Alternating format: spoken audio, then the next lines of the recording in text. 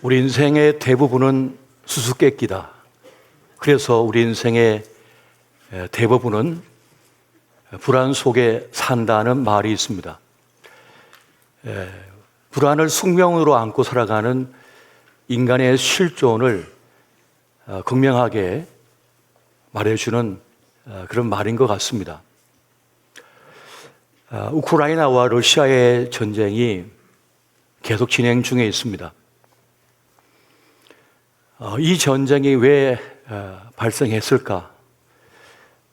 학자들이 여러 가지 의견과 해석이 있습니다만 저는 이렇게 말씀드리고 싶습니다. 이 전쟁의 원인은 두려움 때문이다. 불안 때문이다. 나토의 확장으로 미국의 미사일이 턱 밑에 오는 것을 두려운 러시아는 어떻게든 이 우크라이나를 방패막이로 삼고자 합니다. 구소련의 지배 속에 참혹한 일을 당했던 우크라이나는 이 유럽연합인 나토에 속하여서 러시아의 속박으로부터 벗어나고자 합니다. 이렇게 서로에 대한 두려움, 불안이 빚어낸 참극이 바로 이 전쟁이 되고 있는 것입니다. 이 전쟁으로 수많은 인명이 살상되었습니다. 비공식적으로 어떤 학자에 따르면 러시아는 한 15만 명이 군인들이 죽어갔고 우크라이나의 군인들은 한 50만 명이 전사했을 것이라고 보고 있습니다. 민간인의 숫자를 하면 더 하겠죠. 러시아는 대국이다 보니까 돈을 주고 용병을 쓰기도 하면서 적절하게 병력 운영을 하면서 전쟁을 치르지만은 우크라이나는 작은 나라이기 때문에 벌써 40, 50, 60대에는 전장에서 거의 좀 소멸했다고 합니다. 그래서 이제는 이 30대를 소집해야 되는데 사실 그들은 마지막 보루거든요. 그 젊은 세대가 없으면 국가의 존망이 위태롭습니다. 깊은 고민 속에 빠져 있는 겁니다. 강남 대치동 도치맘이라고 하는 말이 유행되고 있습니다. 그리고 4세 고시, 7세 고시라고 하는 말이 또 돌아왔습니다. 그런데 어느 한 추적 프로그램에 보니까 그건 실제했습니다. 4살, 5살, 7살 먹은 아이들이 고시를 치르는 거예요. 어떤 유치원에 들어가기 위해서 미리 학원을 다니는 겁니다. 아이들의 일상을 보니까 8시에 학원차가 오기 전에 2편의 영어 애니메이션을 시청을 합니다. 밥을 먹으면서. 그리고 8시 차를 타고 학원에 가서 오전은 원어민 선생님과 영어로 대화를 하고 공부를 합니다. 그 점심 먹고 미술학원에 가고 음악학원에 갑니다. 또 집에 와서 저녁 먹고 또 학원에 갑니다. 이제 4살, 7살 먹은 아이들을, 이 아기들을 남보다 좀 앞서게 하기 위해서 더 나은 학력을 갖추게 하기 위한 부모들의 욕심 때문입니다. 물론 자녀를 사랑하기 때문이겠지요. 그러나 저는 그 이유가 부모들이 가진 두려움 때문이다라고 말씀드리고 싶습니다. 나만큼 살아낼 수 있을까? 미래를 보장할 수가 없다는 거예요. 그래서 더 나은 환경을 주고 더 나은 교육을 시키고 싶은 부모의 바람 때문인 것 같습니다. 그런데 정작 대치동의 일타 강사는 자기의 자녀들을 데리고 지방으로 내려왔대요. 그 이유를 물어보니까 내 아이로 하여금 어린 시절 좋은 추억을 남겨주기 위해서 산과 들에서 마음껏 뛰어놀게 하고 자연을 벗하면서 그렇게 자라게 하고 싶다는 거예요. 정작 대치동의 일타 강사는 지방으로 내려오는데 거기 살고 있는 이들은 두려움 속에서 자식을 놓을 수가 없는 것입니다. 그거 아십니까? 많이 가진 사람일수록 두렵다는 사실을, 권력을 가진 자일수록 더 두려움이 많은 거예요, 사실은. 두려움이 빚어낸 사회 현상인 것을, 그리고 이 지구촌의 모습인 것을 우리가 보게 됩니다. 세상은 끊임없이 우리에게 두려움을 주입하고 있는 것 같습니다. 두려움이라고 하는, 불안이라고 하는 균을 우리 속에 주입하는 것 같아요. 그래서 우리는 늘 불안 속에, 만성적인 두려움 속에 살아가고 있습니다. 정말 열심히 일했습니다. 남들은 열정을 가지고 살았습니다. 10년을, 20년을, 30년을, 평생을 편히 한번 쉬지도 못한 채 열심히 살았어요. 그래도 두려워요. 그래도 불안한 거예요. 온몸이 땀으로 흠뻑 젖고, 이 관절이 다 망가지고, 허리 디스크가 걸리고, 머리가 다 휘어지고, 몸이 다 부서지라 일을 했지만 두려운 겁니다. 불안한 겁니다. 이것이 우리의 현 주소가 되고 있는 것입니다. 남에게 뒤처질까? 남에게 밀릴까? 쫓겨날까? 비난받을까? 우리는 전전긍긍하며 살아가고 있습니다. 다른 사람들의 말이나 평가에 민감하고 사람들의 인정을 받고자 우리는 노심초사하며 살아갑니다. 자, 그렇다면 이 두려움의 근본적인 이유는 무엇일까요? 그것은 없음 때문입니다. 무에서 온 인간은 끊임없는 없음, 무의미에 대한 공포가 있습니다. 그래서 사람들은 나 있음, 나 괜찮음을 확인하고 싶어서 끝없는 소비를 하든지, 혹은 다른 사람에게 지지를 받든지 사랑받든지 인정받고자 합니다. 그리하면 나 있음을, 나 존재함을, 나 괜찮음을 확인할 수 있기 때문에 그러한 것입니다. 그런데 사실은 그 없음의 근본적인 이유, 무의미의 이유는 하나님의 부재 때문입니다. 우리를 창조하신 분은 하나님이십니다. 그러니까 우리가 이 땅에 존재할 수 있는 이유는, 인간이 존재할 수 있는 이유는 하나님 때문이었습니다. 하나님께로부터 왔다가 하나님께로 가며 또 하나님의 돌보심 속에서 인간은 살아가고 있는 것이에요.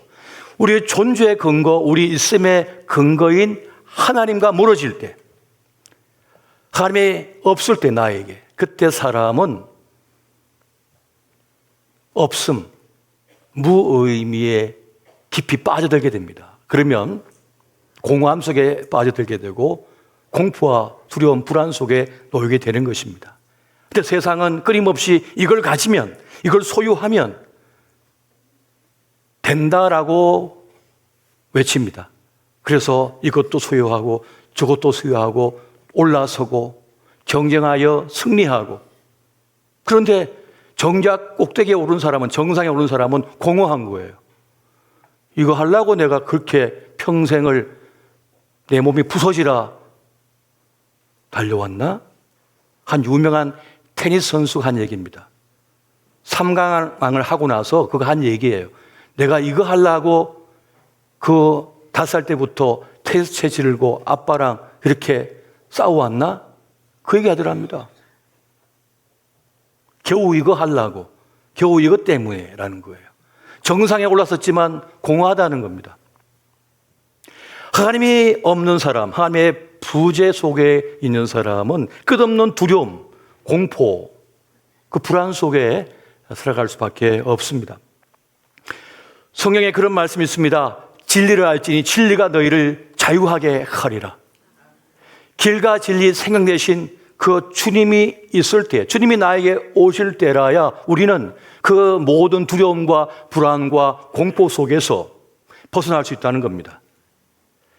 자유함을 누리게 된다는 거예요. 이 불안 속에서 자유함을 누리게 되는 거예요. 그 두려움의 아픔 속에서 자유함을 누리게 되는 거예요. 주님을 진정 만난 사람, 주님 안에 있는 사람, 주님이 나에게 있음, 내가 주님께 있음을 확신하는 사람, 확인한 사람은 죽음의 두려움조차도 이겨내게 됩니다. 평안함 가운데 죽음도 맞이할 수가 있게 되어지는 거예요. 그리고 주님 안에 있다는 것을 확신하는 사람은 실패나 실수의 두려움에서도 자유로울 수가 있습니다. 사람이 실수도 할 수 있지 뭐, 실패할 수도 있지 뭐, 그러나 나에겐 주님이 계셔. 자유함이 있어요.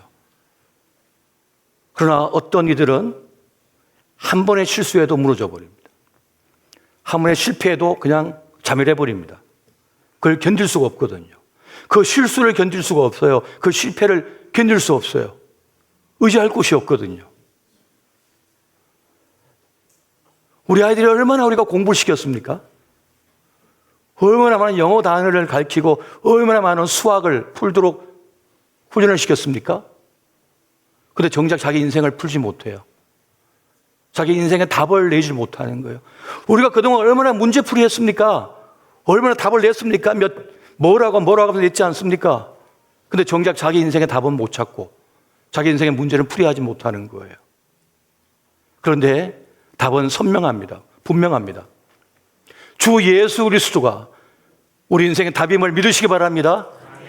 그분만이 우리 인생의 길과 진리, 생명이시라고 말씀하고 있습니다. 이것을 고백하는 사람은 자유함을, 안식을 누릴 수가 있는 거예요.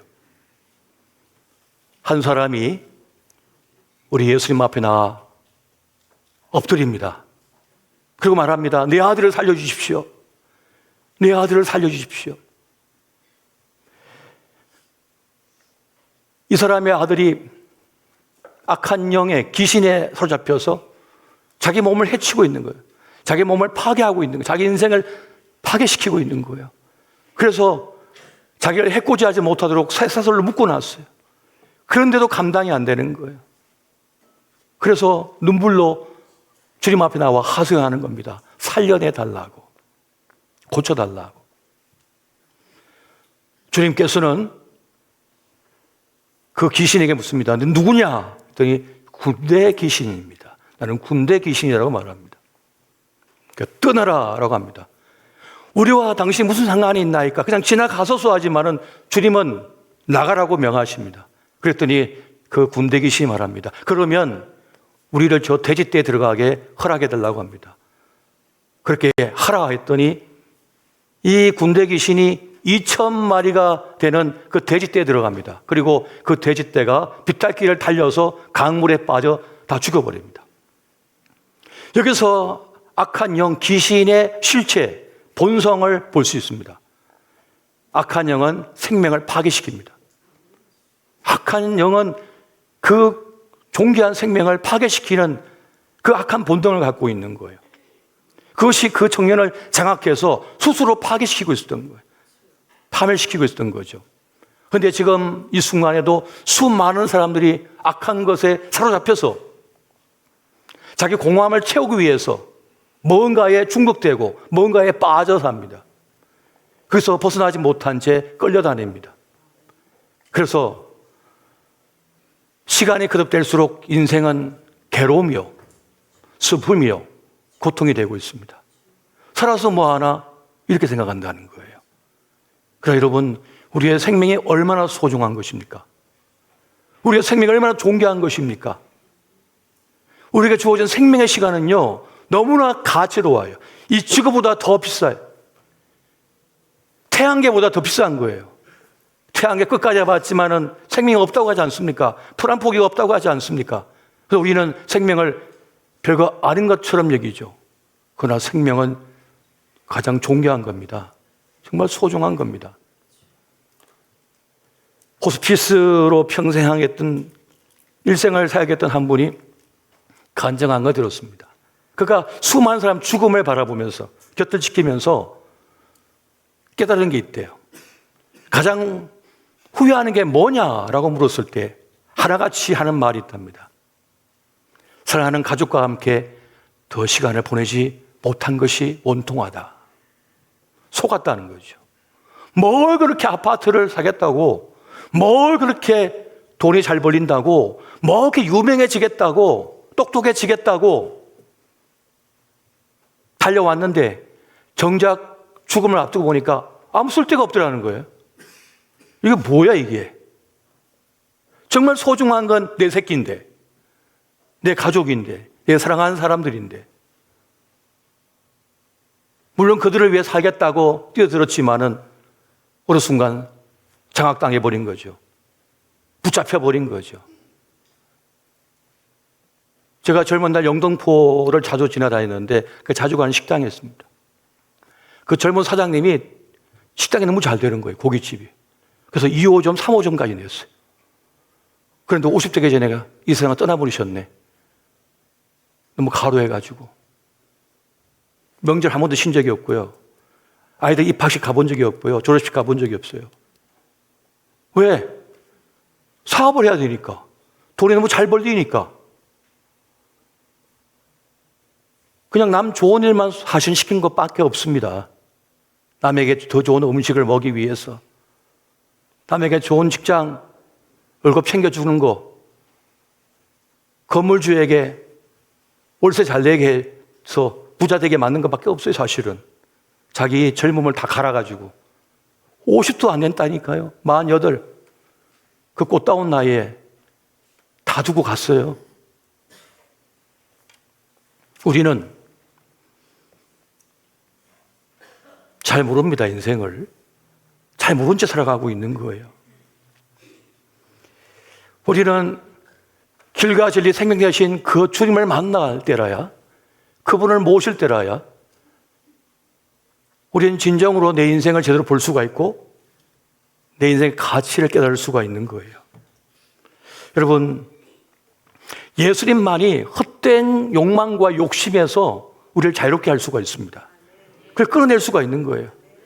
주님을 진정 내 삶 속에 모실 때라야. 주님을 진정 모시기 바랍니다.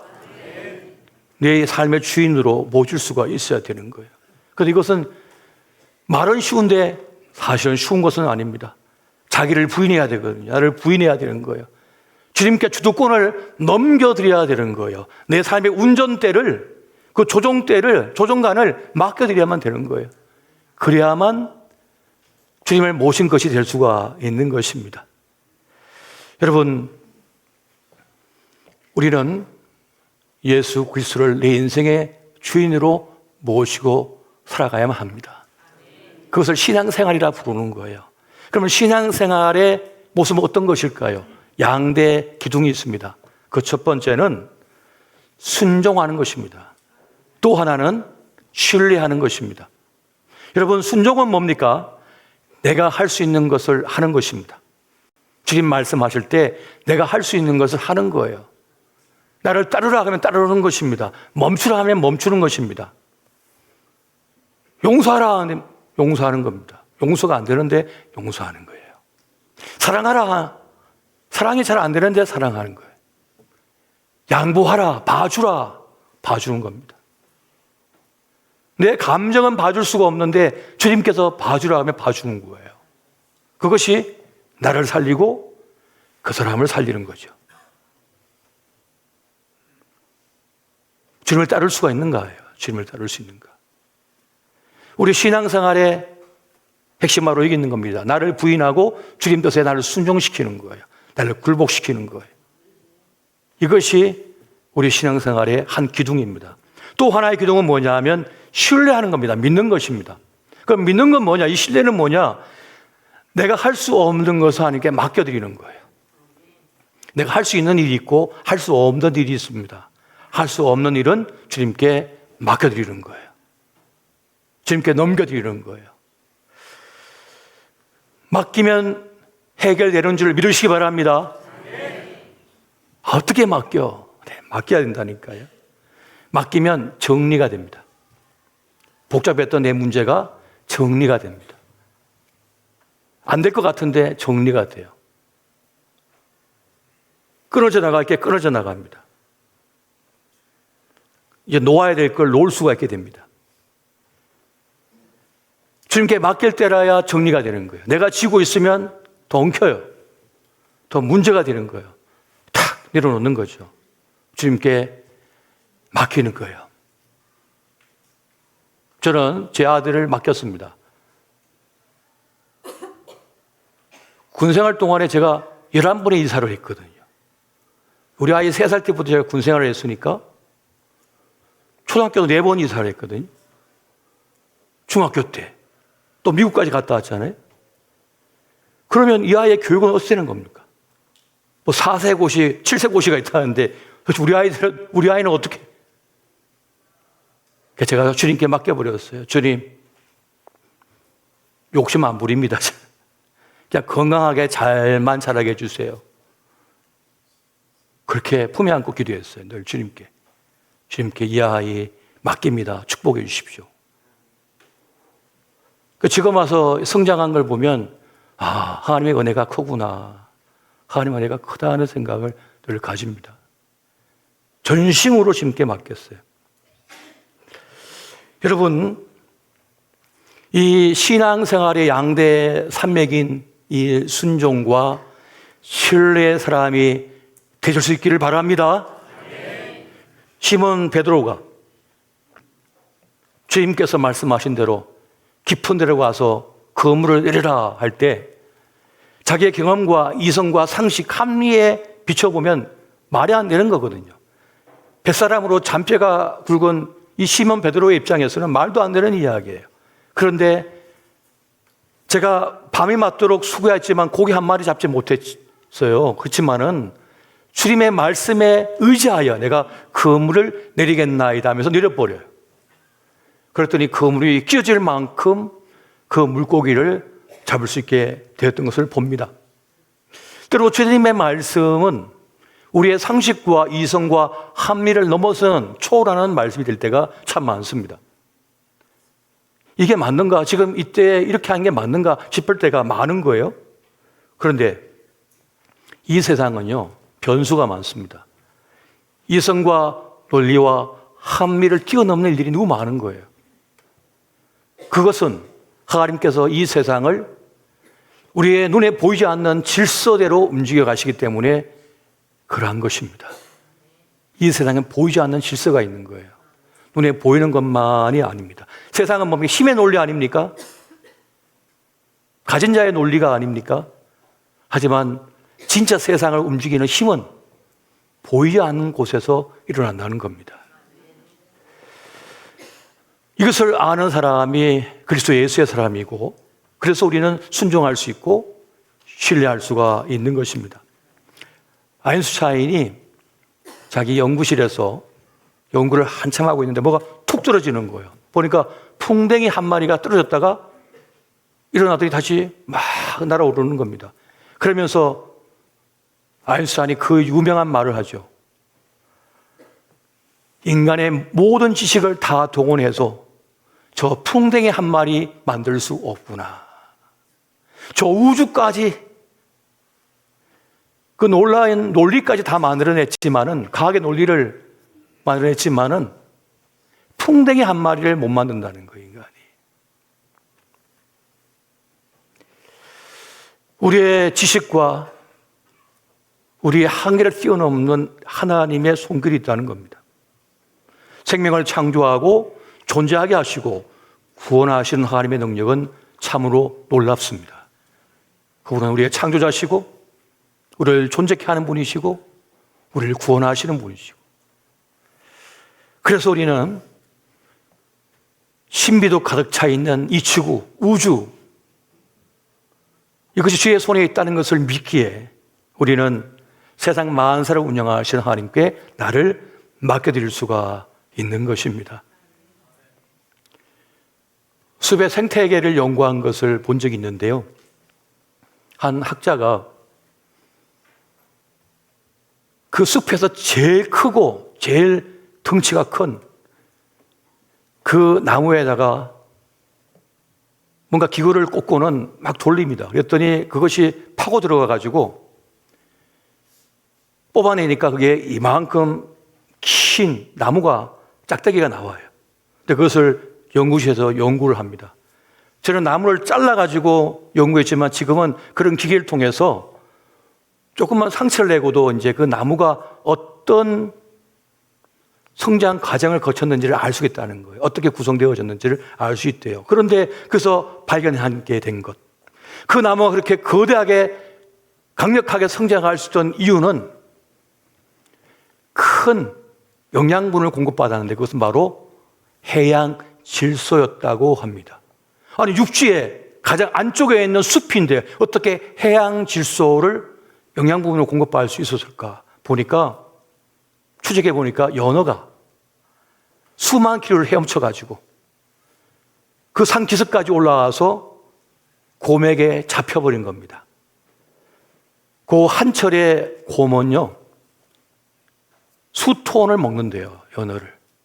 그런데 머리하고 간만 먹는답니다. 너무 좋은 영양소이기 때문에. 그리고 나머지 껍데기는 살덩어리 그냥 버려둔대요. 그러면 그 숲에 연어로 시신으로 사체로 가득하답니다. 그러면 버섯이 그 연어를 다 분해해 버린답니다. 그리고 나무가 그 영양분을 공급받는 거죠. 그래서 해양 질소로 그 나무가 거대하게 됐다는 거예요. 그리고 그 나무를 매개로 살아가는 동식물이 얼마나 많습니까? 가끔가다 나무가 고사한 걸 보면서 마음이 안타까워요. 저 예쁜 나무를 저 못된 애벌레들이 다 갉아먹었네. 그런데 그렇지 않답니다. 그렇게 갉아먹어줘야만 숲에 공터가 생기고, 공터가 생겨야 숲이 건강하대요. 그래서 작은 나무가 자랄 수 있고, 작은 나무에 잎사귀나 영양분이 있는 것을 다른 동물들이 뜯어먹을 수가 있답니다. 그러니까 이 자연 생태계가 얼마나 조화로운지, 우리가 미처 알지 못했던 그런 법칙, 보이지 않는 질서들이 있었던 거죠. 그것처럼 보이지 않는 하나님의 손길이 우리를 돌보고 계심을 믿으시기 바랍니다. 조금 부족해도, 좀 연약해도, 좀 약해도 주님께서 우리를 향하여 행하신 역사의 손길이 있다는 것입니다. 우리가 알아차리지 못하는 이 순간에도, 가장 절박한 그 시간에도 하나님은 우리가 나아갈 길, 살 길을 열고 계심을 믿으시기 바랍니다. 정말 못 살 것 같고 캄캄해 보이지만은 그 순간에도 하나님은 앞서 가셔서 우리의 길을 여시고 있다는 거예요. 열어가고 계시다는 거예요. 이것이 하나님의 놀라운 축복이 아닐 수가 없습니다. 나 혼자인 것 같은데, 나 외톨이인 것 같은데, 그런데 하나님께서는 나를 위하여 좋은 만남들을 허락해 놓으셨다는 거예요. 좋은 사람들을 예배해 주셨다는 거예요. 저도 인생을 살면서 정말 제 인생에 소중한 분들을 많이 만났습니다. 어떤 분은 지금까지 이어지는 분도 있고, 어떤 분은 1년만 만나고 헤어진 분도 있고, 단 6개월만 만나고 헤어진 분도 있지만, 그 짧은 만남이든 긴 만남이든 그 만남을 통하여 하나님께서는 저에게 은혜를 베풀어 주셨어요.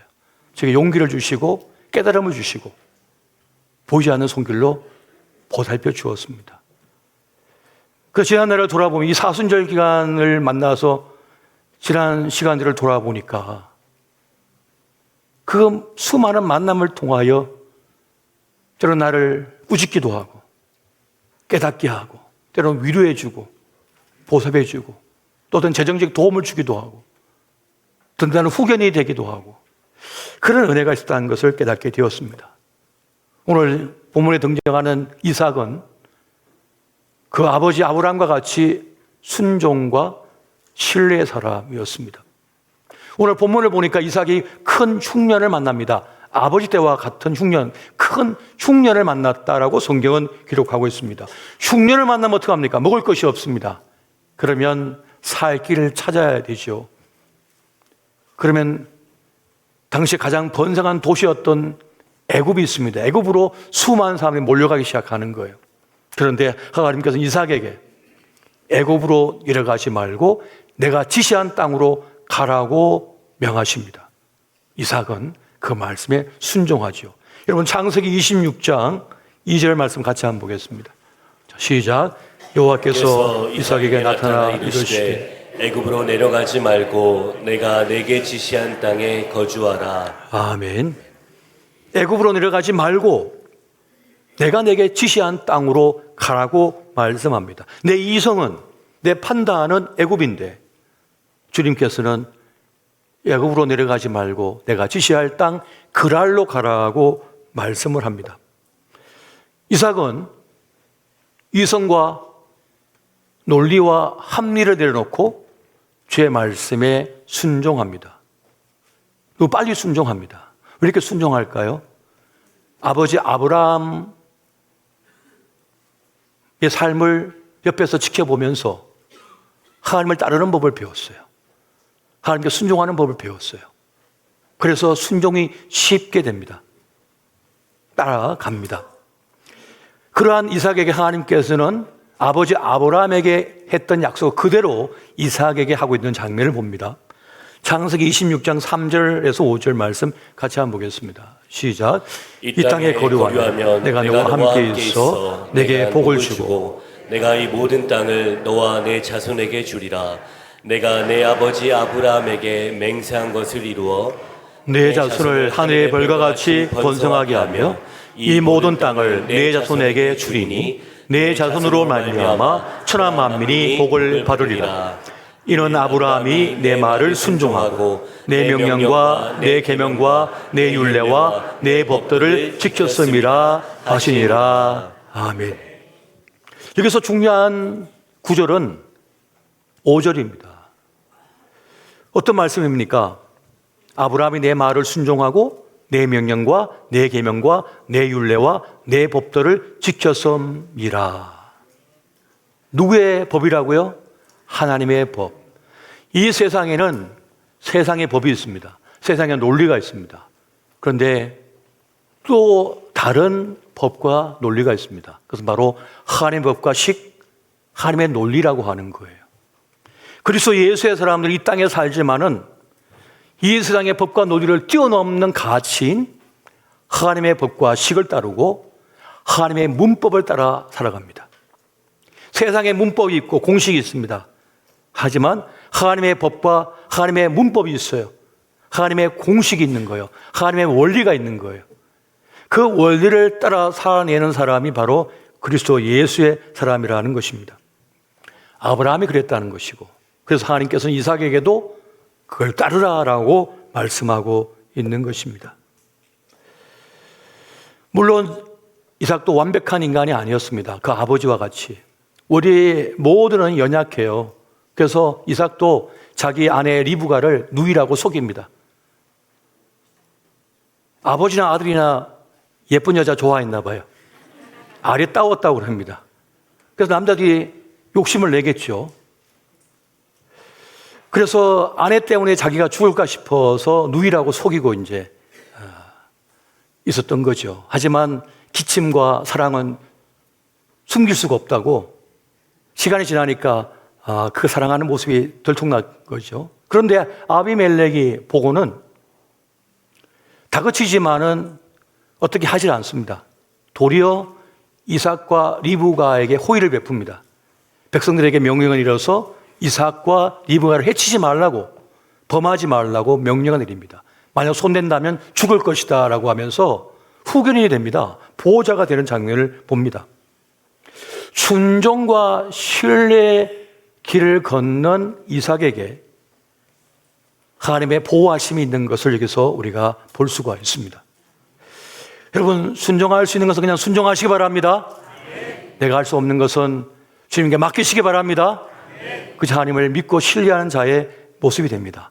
여러분, 대안이 너무 많으면 하나님을 안 따르지요. 내 마음대로 하려고 해요. 그런데 하나님을 진정으로 믿는 사람은 대안이 있어도 그 대안대로 하는 것이 아니라 하나님의 법과 식대로 하려고 하는 것입니다. 그래서 하나님의 사람들은 복잡하게 살지 않습니다. 단순하게 살아버립니다. 세상은 이 복잡해서 문제가 되거든요. 복잡하게 살 필요가 없어요. 복잡하게 살기엔 인생이 너무 짧습니다. 너무 인생이 짧아요. 그래서 그렇게 원망하고 미워하고 다투고 할 필요도 없어요. 그냥 각자 자기 삶을 살면 됩니다. 뭐 그렇게 인정받고 싶어서 뭐 그렇게 안달을 하시는 거예요? 그만 인정받아도 되고 그만 사랑받아도 됩니다. 사랑하는 몇 사람만 나를 아껴줘도 되는 거예요. 근데 우리는 저 멀리 있는 사람에게까지 인정받고 싶어가지고 사랑받고 싶어서 안절부절하죠. 주님 내 안에 계시니 나는 만족합니다. 주님 나와 함께 하시니 난 괜찮습니다. 이러한 믿음으로 나에게 선을 베풀고 나를 아껴주는 사람이 있으면 감사한 것이고, 내가 마음에 안 들면 그러셔요? 하고 그냥 살면 되는 거지. 굳이 그 사람 앞에 앉혀놓고 왜 나를 못마땅해 하는 거야? 나 왜 미워해? 왜 따지는 거예요? 그냥 내버려 두세요. 네모난 걸 싫어하는가 보시오. 세모난 걸 싫어하는가 보시오. 생긴 게 마음에 안 드는가 보시오. 말투가 마음에 안 들 수도 있고, 뭐 경상도인 게 마음에 안 들 수도 있고, 전라도인 게 마음에 안 들 수도 있겠죠. 서울 깍쟁이라서 마음에 안 들 수도 있죠. 어떡할 겁니까, 그거를? 그냥 그러세요, 그러면은. 나는 내 모습대로 살겠습니다 하고 살면 되는 겁니다. 우리 교회는 우리 교회에 특별한 면이 있는 거고, 저쪽 교회는 저쪽 교회만큼의 특별한 면이 있는 거지. 뭘 굳이 세워놓고 기재기를 하는 거예요, 자꾸만. 너는 너답게 살고 나는 나답게 살고. 주님께서 나에게 풍부하게 주신 삶을 그냥 살아내면 되는 겁니다. 저도 인생을 살면서 많은 어려움을 당하고 아픔도 당했고 슬픔도 당하고 상처도 받았지만 그게 제 인생이라고 생각합니다. 이게 내 인생이구나. 나라고 하는 사람, 이런 사람이다 라고 저는 생각하며 그냥 살아갑니다. 괜찮아요. 왜요? 인생은 짧거든요.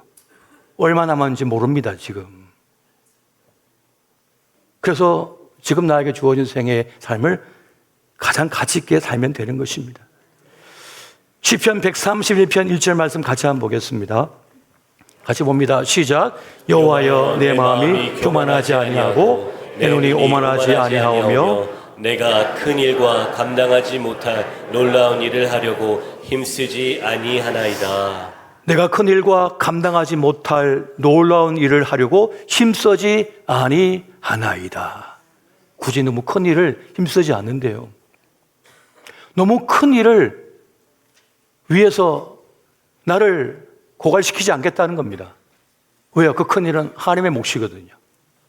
하나님의 몫인 거예요, 그것은. 4살, 7살짜리 아들, 딸을 자기가 구원하겠다고. 자신이 다 이뤄주겠다고. 자기가 낳은 자식이지만 자기 게 아닙니다. 고유한 그 아이들의 삶이 있는 거예요. 모든 길을 내가 다 이뤄주고 모든 걸 내가 정해주고 하겠다. 그것도 폭력입니다. 자녀에 대한. 그 자녀의 성향이 있고 가능성이 있는 거잖아요. 그 아이의 빛깔이 있는 거예요. 왜 빛깔까지 다 정해줄래? 넌 깜장색이야. 너 황금색이 돼야 돼. 아, 그 아이는 초록색이 되기를 원하는데 왜 부모가 다 정해주려고 하는 거예요? 그 아이가 원하는 대로, 잘하고 싶은 대로 자라도록 조금만 살펴주면 되는 것을. 두려운 것입니다. 두려움 때문인 것이지요. 여러분, 우리는 즐것이라고 했습니다. 고린도후서 4장 7절 보니까 우리가 이 보배를 지그릇에 가졌으니 이런 심히 큰 능력은 하나님께 있고 우리에게 있지 아니함을 알게 하려 함이라고 말씀하고 있습니다. 따라해 보세요. 심히 큰 능력은 하나님께 있고 우리에게 있지 아니함을 알게 하려 함이라.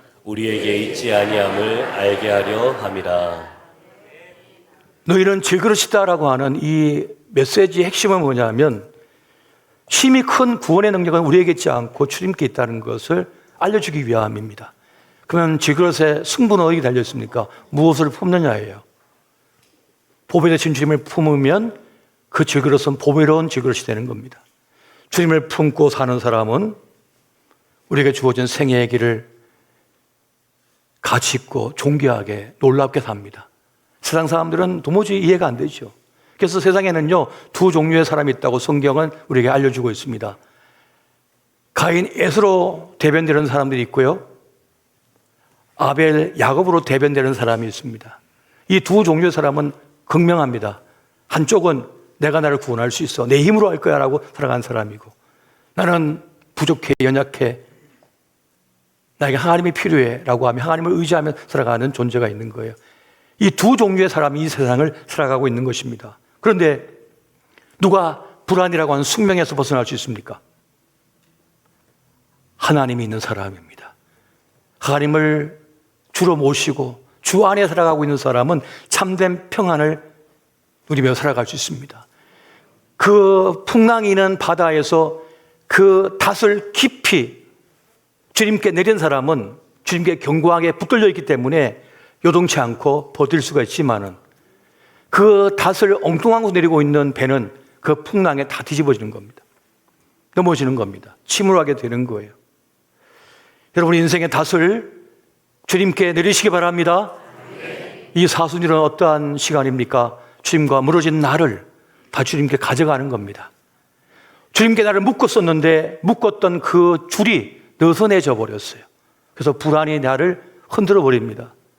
그때 다시 주님께 나를 묶는 시간이 이 사순절의 시간이 되고 있습니다.